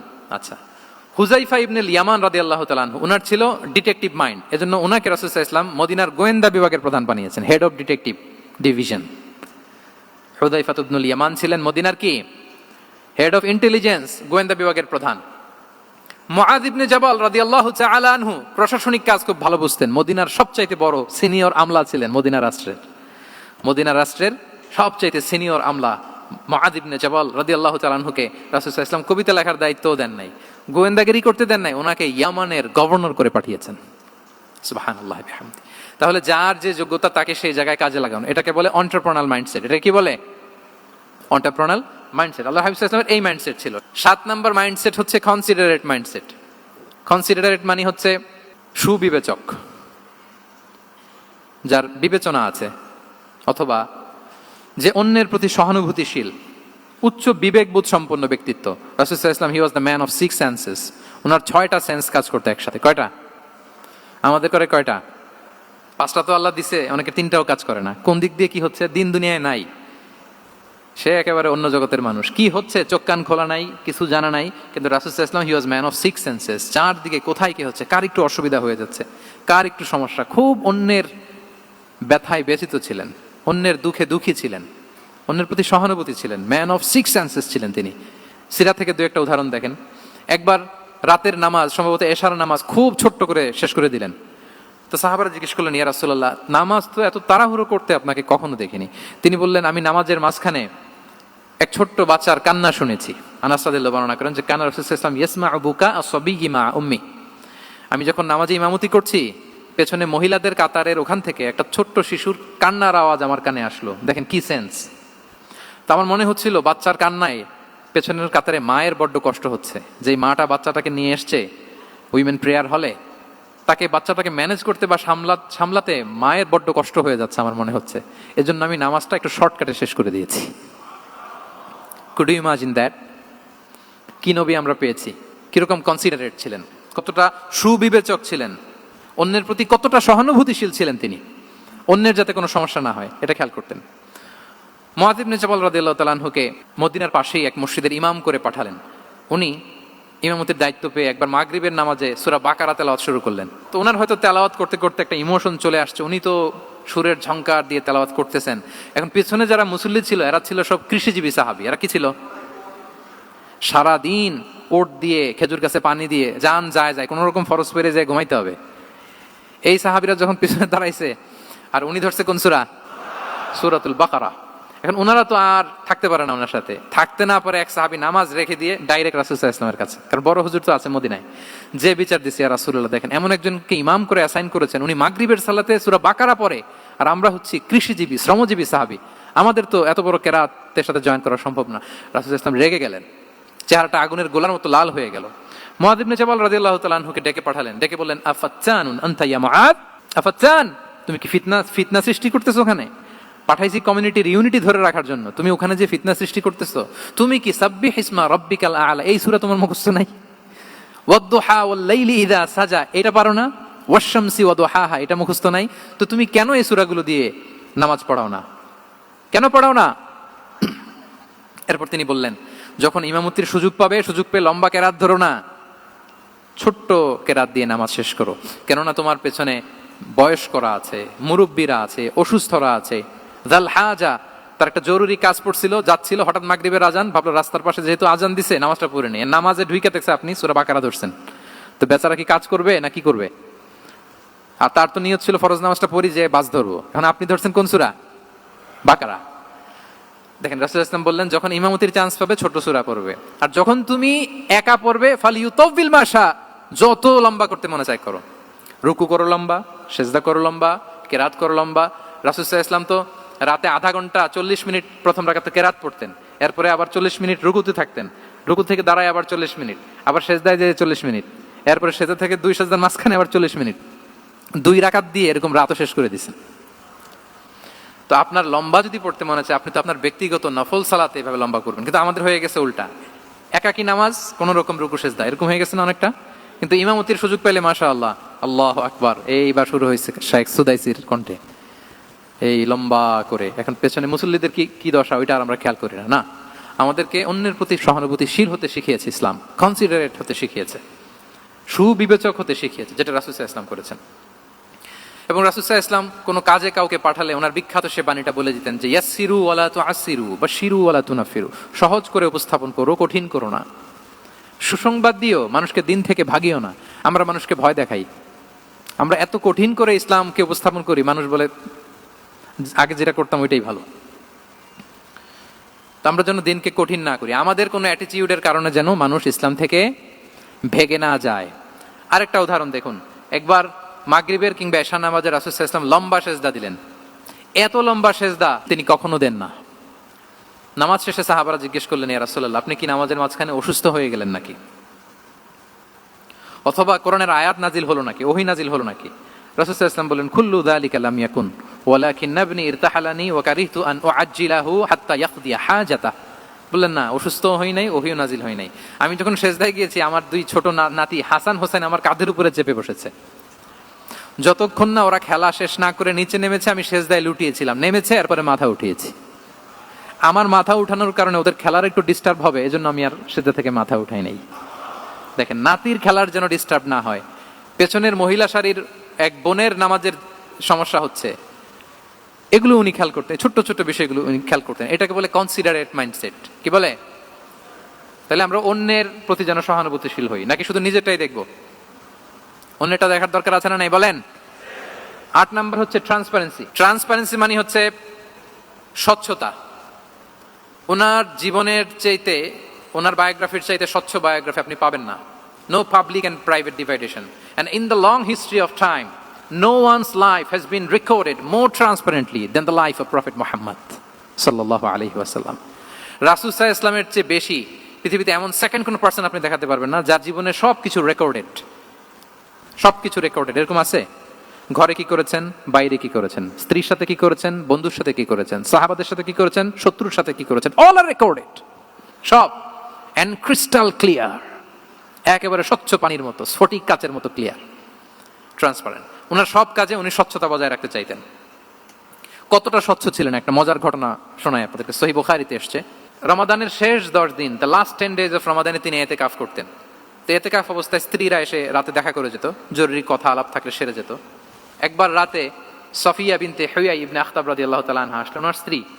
কথা হলো এবার ওনাকে একটু এগিয়ে দিবেন, মসজিদ থেকে রাসূল সাল্লাল্লাহু আলাইহি ওয়াসাল্লাম বারান্দার দিকে পাশ দিয়ে আসলেন এগিয়ে দেওয়ার জন্য।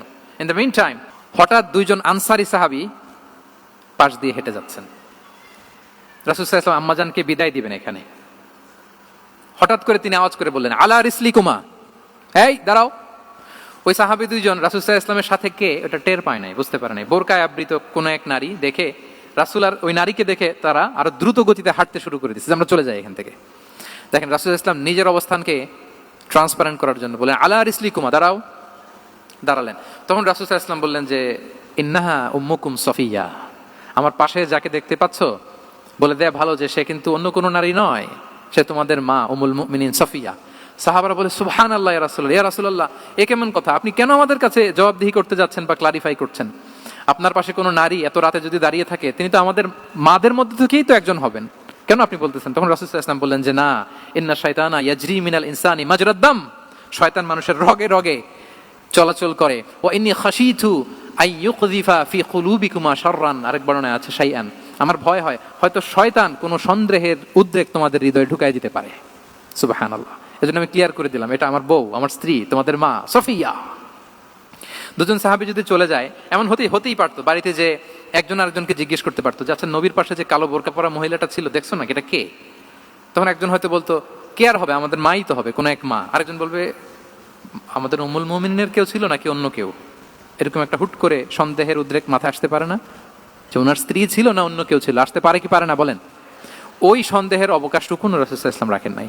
উনি বলে দিলেন যে এটা তোমাদের মা, এটা সফিয়া, এই সন্দেহের অবকাশের কোনো সুযোগ নাই। তাহলে রাসূল সাল্লাল্লাহু আলাইহি ওয়াসাল্লামের পুরো লাইফ ছিল ট্রান্সপারেন্ট, একেবারে স্বচ্ছ। তাহলে রাসূল সাল্লাল্লাহু আলাইহি ওয়াসাল্লামের লাইফ তিনি কত স্বচ্ছতার সাথে কাটিয়েছেন, এটা ক্লিয়ার না আমাদের সাথে?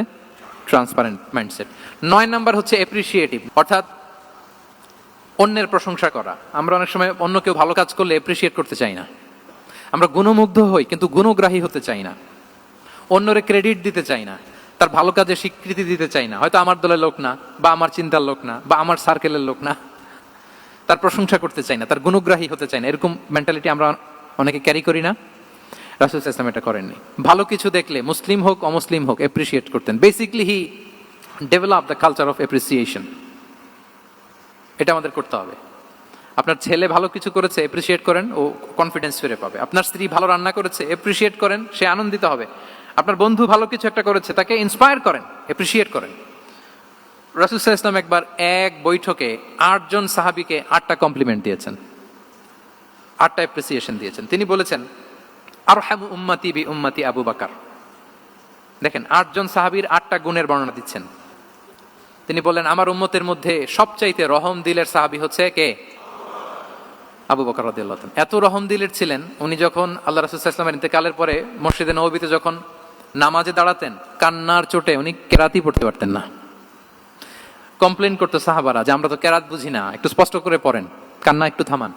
কেন কাঁদতেন? কারণ উনি যখন নামাজে দাঁড়াতেন ওনার ফিলিংসটা হতো এরকম যে, কাইফা আকুমু মাকামা রাসূলিল্লাহ, আমি রাসূলের জায়গায় কিভাবে দাঁড়াই? এখানে তো আমার রাসূল দাঁড়িয়ে ইমামতি করেছেন, আমি নবীর জায়গায় দাঁড়িয়ে কিভাবে নামাজটা পড়াই? এই অনুভব থেকে উনি যে কাঁদতে শুরু করতেন, এই কান্নার ধাক্কায় উনি আর তেলাওয়াতই আগাতে পারতেন না। আরহামু উম্মতি বি উম্মতি আবু বকর। আমার উম্মতের মধ্যে সবচাইতে রহম দিলের হচ্ছেন আবু বকর। ও আসাদ্দুহুম ফি আমরিল্লাহি উমর। দেখেন প্রশংসা করতেছেন। আর আমার উম্মতের মধ্যে আল্লাহর দ্বীন বাস্তবায়নে সবচাইতে কঠোর হচ্ছে ওমর। মুনাফিকরা ওনাকে জমের মতো ভয় পেত, ইভেন শয়তান ভয় পেত। রাসূল সাল্লাল্লাহু আলাইহি ওয়াসাল্লাম বলেন, ওমর তুমি যদি এই রাস্তা দিয়ে হাঁটো, শয়তান যদি দেখতে পায়, শয়তান এই রাস্তা রেখে দিয়ে অন্য কোনো রাস্তা থাকলে ওইটা দিয়ে হাঁটে। সুবহানাল্লাহি ওয়া বিহামদিহি। আমাদের অনেক সময় এমন হয় না যে আমাদের বাচ্চারা, ছেলেমেয়েরা খেতে চায় না, আমাদের নাতি নাতনিরা খেতে চায় না, মায়েরা খাবার নিয়ে পেছনে পেছনে ঘুরে, আর তখন ভয় দেখায়, এই রাত্রিবেলা তাড়াতাড়ি খাও, ওই যে বাঘ আসবে বাঘ, বিড়াল আসবে বিড়াল, তাড়াতাড়ি না খেলে কিন্তু ভূত আসবে ভূত। এরকম বলেন আপনারা? বলেন না? এই দায়িত্ব তো আপনাদের কাঁধে থাকে না? তো ওই যে আমাদের বোনরা বলতে পারবে, বোনরা খাবার নিয়ে ঠিকই রাত্রিবেলায় বাচ্চাদের পেছনে পেছনে এরকম দৌড়াতে হয়। তো কি বলতে হয় যে এই ভূত আসলো ভূত, ওই যে বিড়াল আসলো বিড়াল, কুকুর আসলো, এগুলো বললে বাচ্চারা আবার ভয় পায়, তাড়াতাড়ি করে খায়। তো মদিনাতেও মদিনার বাচ্চারা খেতে চাইতো না। তো খেতে না চাইলে মায়েরা ভূত আসতেছে, ভাল্লুক আসতেছে, এগুলো না বলে বলতো, হা হুয়া ইয়াতি উমর, ইয়াতি উমর, তাড়াতাড়ি খাও তাড়াতাড়ি খাও, ওই যে ওমর আসতেছে ওমর। সুবহানাল্লাহি ওয়া বিহামদিহি। ওয়া আশাদ্দুহুম ফি আমরিল্লাহি উমর, আল্লাহর দ্বীন বাস্তবায়নে সবচেয়ে কঠোর ছিলেন ওমর রাদিয়াল্লাহু তাআলা আনহু। ওয়া আসদাকুহুম হায়াআন উসমান, সবচেয়ে লাজুক সাহাবী ছিলেন উসমান রাদিয়াল্লাহু তাআলা আনহু। শুধু অর্থ বলে যাই। ওয়া আকরাউহুম লিকিতাবিল্লাহি উবাই ইবনে কাব, সবচেয়ে কোরআনের ভালো কিরাত পড়তে পারতেন উবাই ইবনে কাব। আফরাদুহুম যায়েদ ইবনে সাবিত, উত্তরাধিকার বন্টনের নীতিমালা ফারায়েজের জ্ঞান ছিল যায়েদ ইবনে সাবিত রাদিয়াল্লাহু তাআলা আনহু। ওয়া আ'লামুহুম বিল হালালি ওয়াল হারামি মুআদ ইবনে জাবাল, এই উম্মতের হালাল হারামের স্পেশালিস্ট সাহাবী হচ্ছেন মুআদ ইবনে জাবাল।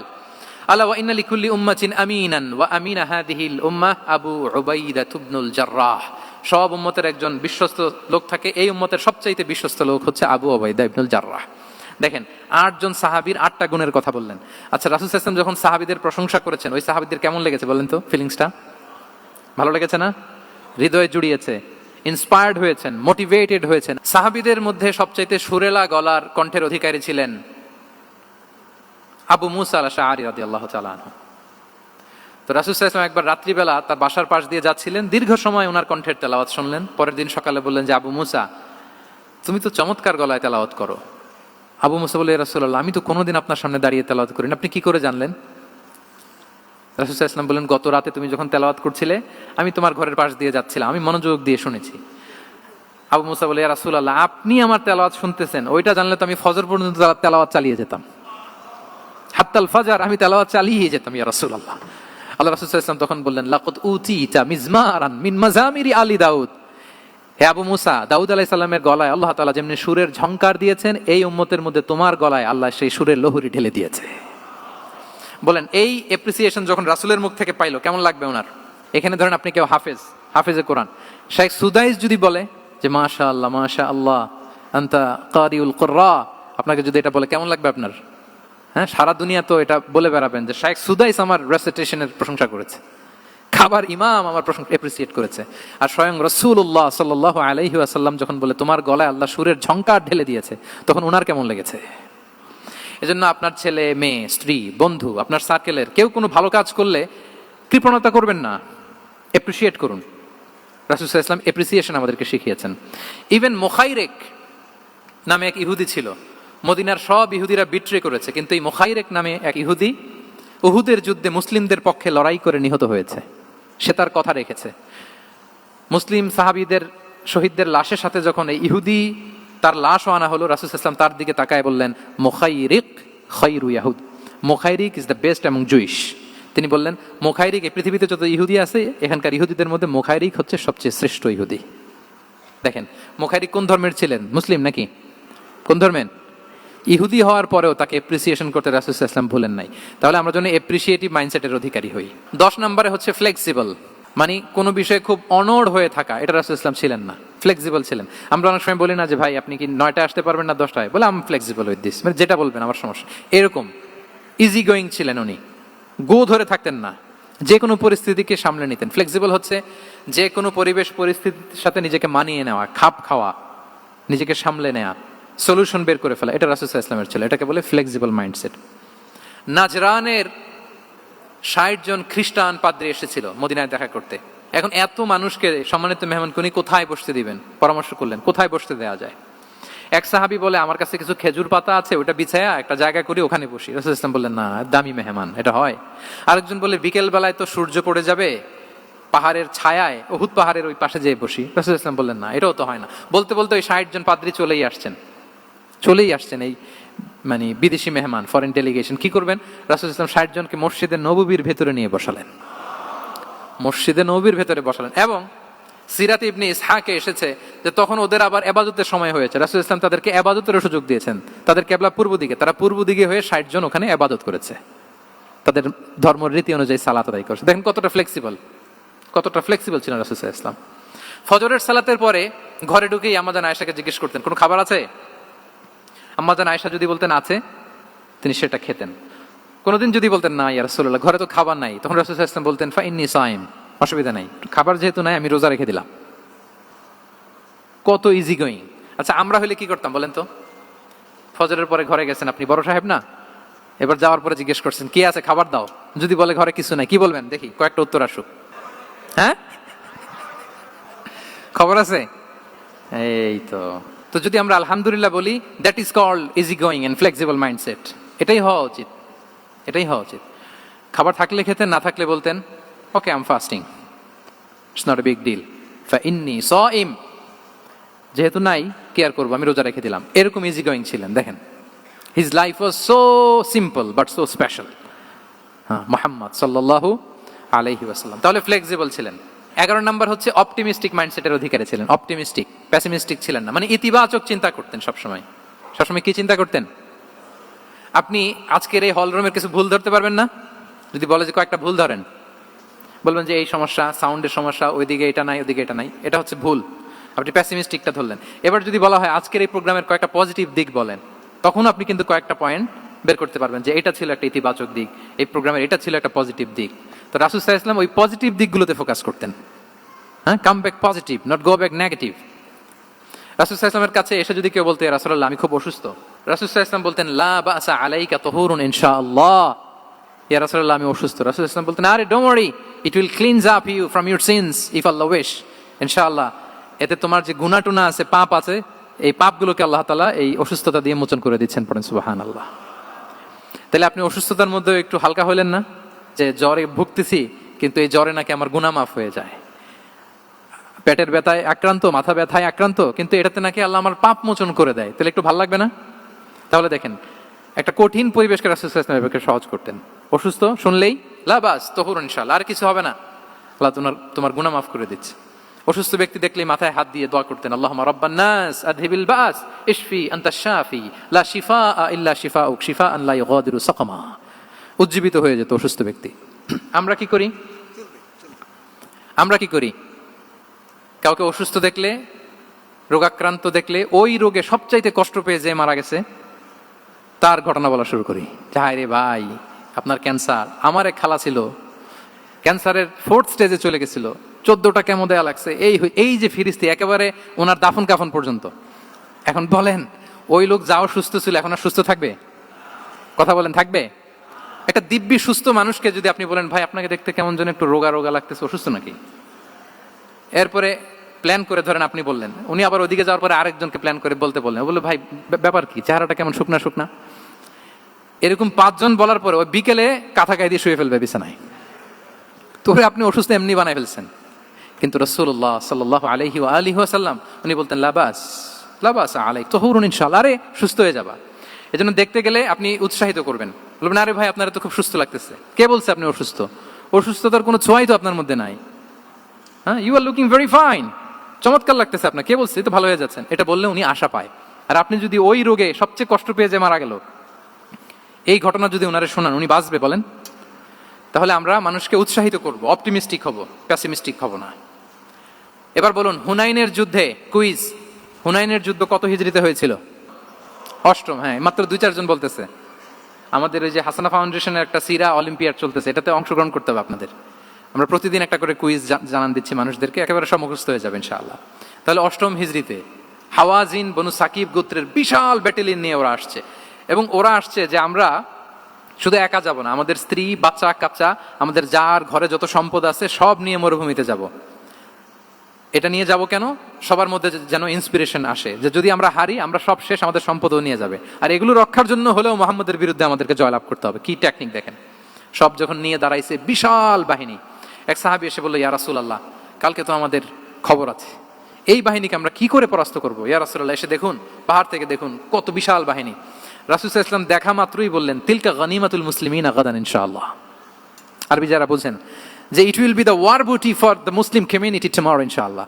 আরে এগুলো তো আমরা সব গনিমত আকারে ব্যাগে কইরা মদিনায় নিয়ে যাব।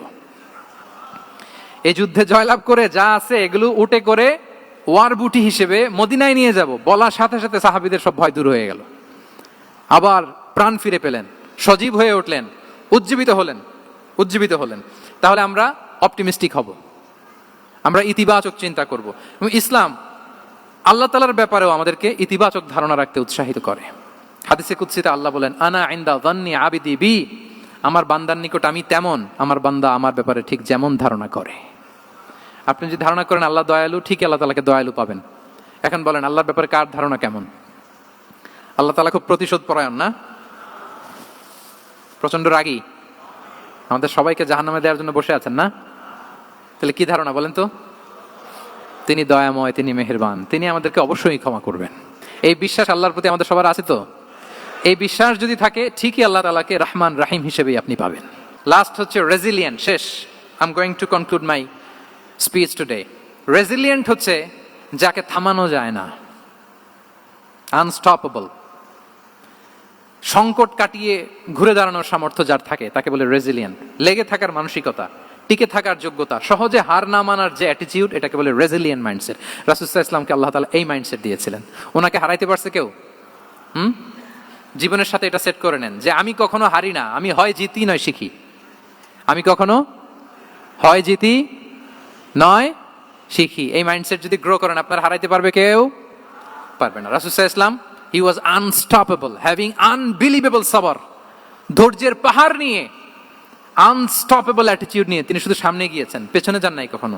সীমাহীন কষ্ট আর সংগ্রামের মধ্য দিয়ে গিয়েছেন, থামাতে পারে নাই ওনাকে কেউ পারে নাই। ইয়াতিম হিসেবে জন্মগ্রহণ করলেন, পৃথিবীর আলো দেখবার আগে বাবাকে হারালেন, ছোট বয়সে মাকে হারালেন, পরে দাদাকে হারালেন, এরপর চাচাকে হারালেন। শিয়াবে আবি তালেবে জেল খেটেছেন 3 বছর। Physical torture, mental torture, life threat, হত্যা করার ষড়যন্ত্র হয়েছে। আল্লাহ তাআলা বলেছেন আজ রাতে হিজরত করো। ব্ল্যাক ম্যাজিক করা হয়েছে। লাবিদ ইবনুল আসাম, এক ইহুদিদের মিত্র, ওনাকে ব্ল্যাক ম্যাজিক করেছে। মারার জন্য খাদ্যে বিষ মিশিয়ে দেওয়া হয়েছিল। বাজুর মাংস, খাসির বাজুর মাংস পছন্দ করতেন। খাইবারের এক ইহুদি নারী এই ছাগলের এই মাংসের মধ্যে বিষ দিয়েছিলেন। ইহুদিদের পক্ষ থেকে betray, treachery, conspiracy and what not, কি বাকি ছিল বলেন? ষড়যন্ত্রের এমন কোন ধরন ছিল না যেটা তারা বাকি রেখেছে। কিন্তু রাসূলুল্লাহ সাল্লাল্লাহু আলাইহি ওয়াসাল্লামকে কি থামানো গিয়েছিল? বলেন, থামানো গিয়েছিল? গোটা বিশ্বব্যাপী উনি ছড়িয়ে দিয়েছিলেন লা ইলাহা মুহাম্মাদুর, so nothing can stop him. আমাদের যে লক্ষ্য, ওই লক্ষ্য পানে আমরা পৌঁছবই, আমাদেরকে কোনো কিছু থামাতে পারবে না ইনশাআল্লাহ। বলেন, আমরা আমাদের লক্ষ্য পানে, মানজালে মাকসাদে দৌড়ে দৌড়ে যাব। আমাদেরকে থামিয়ে দেয়া হলে আমরা হাঁটতে থাকবো, সেখানে আমাদেরকে আঘাত করা হলে আমরা হামাগুড়ি দিয়ে সামনের দিকে যেতে থাকবো, সেখানেও থামিয়ে দেওয়ার চেষ্টা করা হলে আমরা আমাদের মঞ্জিলে মাকসিদের দিকে অপলক নেত্রে চেয়ে থাকবো। আমাদেরকে কেউ থামাতে পারবে? রেজিলিয়েন্ট, অনর, অটল, আনস্টপেবল, এই মাইন্ডসেটের অধিকারী ছিলেন। ফলেই তিনি লা ইলাহার বাণীকে গোটা বিশ্বে ছড়িয়ে দিতে পেরেছেন। তাহলে আমরা রেজিলিয়েন্ট হতে চাই কি চাই না বলেন? সম্মানিত সুধী, মোট কয়টা মাইন্ডসেট জানলাম? 12টা। এগুলোকে আমরা নিজেদের মধ্যে ধারণ করতে পারবো ইনশাআল্লাহ। কারণ রাসূল সাল্লাল্লাহু আলাইহি ওয়াসাল্লাম আমাদের জন্য যা নিয়ে এসেছেন ওইটাই আমাদের আঁকড়ে ধরতে হবে। যেটা বারণ করেছেন ওইটা থেকে আমাদের দূরে থাকতে হবে। যে আয়াত দিয়ে শুরু করেছিলাম সূরা হাশরে, রমা আতাকুমুর রাসূলু ফাখুযুহু ওয়া মা নাহাকুম আনহু ফানতাহু। নবী যা এনেছে ধরো, নবী যা বারণ করেছে সেগুলো ছেড়ে দাও। আমরা আল্লাহ তাআলার কাছে কামনা করি আমার নবী ওনার যে থট প্রসেসকে ডেভেলপ করেছেন, ওনার যে অ্যাপ্রোচ এন্ড মাইন্ডসেটকে ডেভেলপ করেছেন, আমরাও যেন আমাদের মাইন্ডসেটকে ঠিক ওইভাবে করতে পারি। আমাদের রাসূল সাল্লাল্লাহু আলাইহি ওয়াসাল্লাম যেভাবে চিন্তা করতেন, আমাদের ভাবনা এবং চিন্তার আঙ্গিনাও যেন ঠিক সেই রকম হয়। আমরা সবাই পড়ি আমিন। তার মাইন্ডসেট হবে আমাদের মাইন্ডসেট। কি বলেন? পারা যাবে তো ইনশাআল্লাহ? তাহলে কয়টা মাইন্ডসেটের কথা বলেছি? 1 নম্বরে কি ছিল? God centric. 2 নম্বরে ভিশন ওরিয়েন্টেড। 3 নম্বরে উইজডম ড্রিভেন। 4 নম্বরে রিফর্ম সেন্ট্রিক। 5 নম্বর ওপেন মাইন্ডেড। 6 নম্বর এন্টারপ্রেনার। 7 নম্বর কনসিডারেট। 8 নম্বর ট্রান্সপারেন্ট। 9 নম্বর অ্যাপ্রিশিয়েটিভ। 10 নম্বর ফ্লেক্সিবল। 11 নম্বর অপটিমিস্টিক এবং 12 নম্বর রেজিলিয়েন্ট। এটা ছিল রাসূল সাল্লাল্লাহু আলাইহি ওয়াসাল্লামের মাইন্ডসেট। এই মাইন্ডসেট দিয়ে যদি আমরা আমাদের মাইন্ডসেটকে সাজাতে পারি, আমাদের সফলতা দুনিয়া এবং আখিরাতে কেউ ঠেকাতে পারবে? আল্লাহ তাআলা আমাদের সবাইকে কথাগুলো বোঝার ও আমল করার তৌফিক দান করুক। হাদা মা ইনদি ওয়াল ইলমু ইনদাল্লাহি আলাইহি।